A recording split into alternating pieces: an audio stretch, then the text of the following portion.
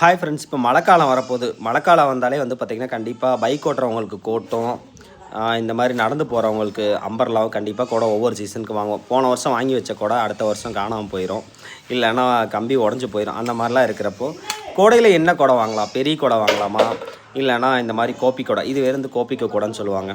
ஸ்மார்ட்டஸ்ட்டாக சின்னதாக இருக்கும். இந்த மாதிரி குடை வாங்கிட்டீங்க அப்படின்னா உங்களுக்கு அழகாக மடித்து உங்களோட பேக்குள்ளேயே வச்சுக்கலாம். அது போக கொஞ்சம் யூஸ்ஃபுல்லாகவுமே இருக்கும். இது மாதிரி கலர்ஃபுல்லான குடைகள், பிளாக் கலர். ஒரு சிலருக்கு கலர் இந்த மாதிரி எனக்கு தான் கலர்ஃபுல்லான குடை பிடிக்கும். ஒரு சிலருக்கு கலர்ஃபுல்லான குடை இல்லைனா பிளாக் கலர் குடை பிடிக்கும். அந்த மாதிரிலாம் இருக்கும்.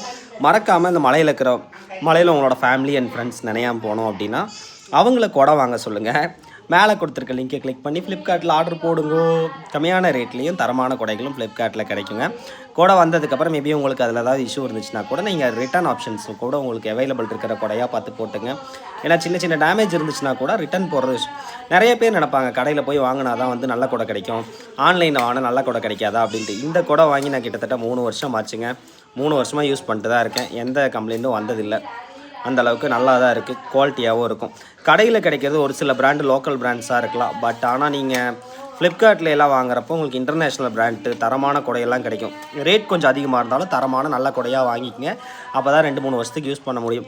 லோக்கலில் வாங்கினீங்கன்னா 1 வருஷத்தோடு போயிடும். அதனால் யூஸ் பண்ணாத வீடியோ சப்ஸ்கிரைப் பண்ணி ஷேர் பண்ணுங்கள்.